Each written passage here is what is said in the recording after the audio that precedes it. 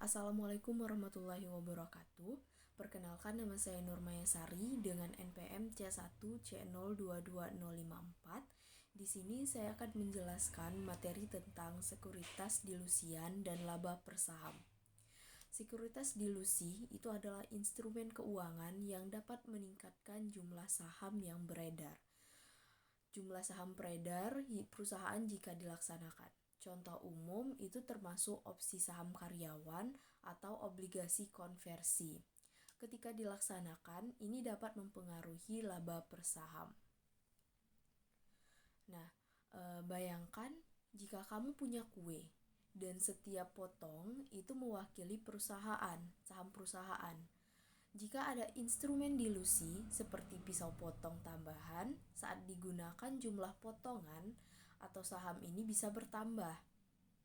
Nah, itu artinya setiap potongan atau saham mungkin mendapatkan bagian yang lebih kecil dari kue atau laba perusahaan.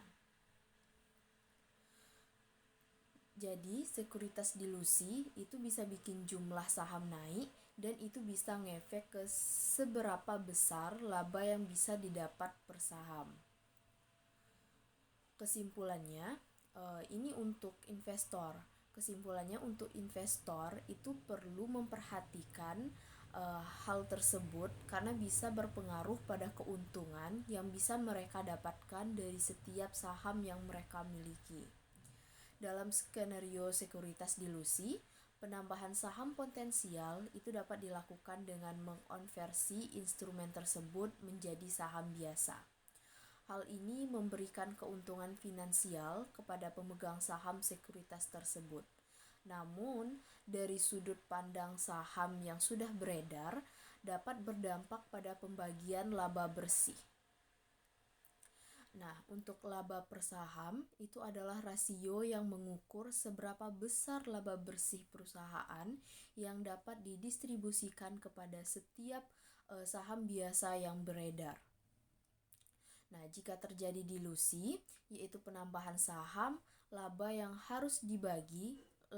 sama itu harus dibagi dengan lebih banyak saham yang pada akhirnya dapat mengakibatkan penurunan laba per saham atau EVS.